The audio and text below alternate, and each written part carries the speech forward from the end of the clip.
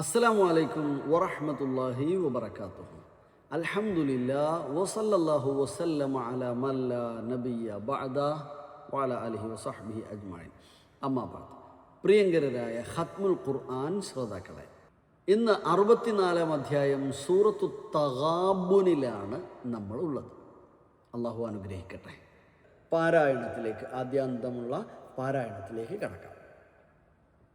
നമുക്ക് 17-ാമത്തെ വചനം പാരായണത്തിന് ഉപയോഗിക്കാം. 17-ാമത്തെ വചനം പാരായണം ചെയ്യാം. ഇൻ തുഖ്രിദുല്ലാഹ ഖർദൻ ഹസനൻ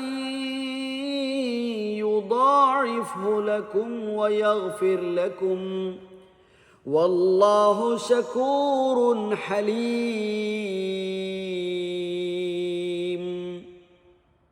ഒന്നാമത്തത് ഇൻ തുഖ്രിദു, അവിടെ ഒന്ന് മണിക്കുക.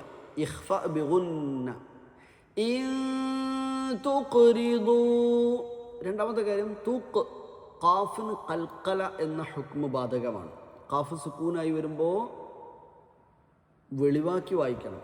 ജദ്ദ ഖുതുബുൻ, ജീം ദാൽ ഖാഫ് ത ബ, ജദ്ദ ഖുതുബുൻ എന്നീ 5 അക്ഷരങ്ങൾ കൽക്കലയോടുകൂടെ ഇൽഹാർ ചെയ്യുക, വെളിവാക്കി ഉച്ചരിക്കുക. ഇൻ തുഖ്രി എന്ന് പറയരുത്.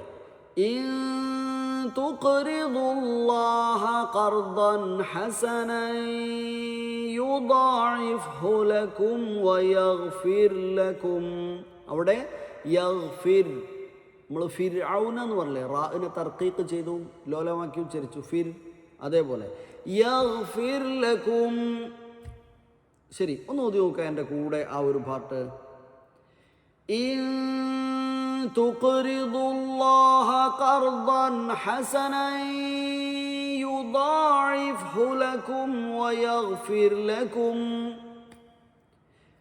വല്ലാഹു ശകൂറുൻ ഹലീം.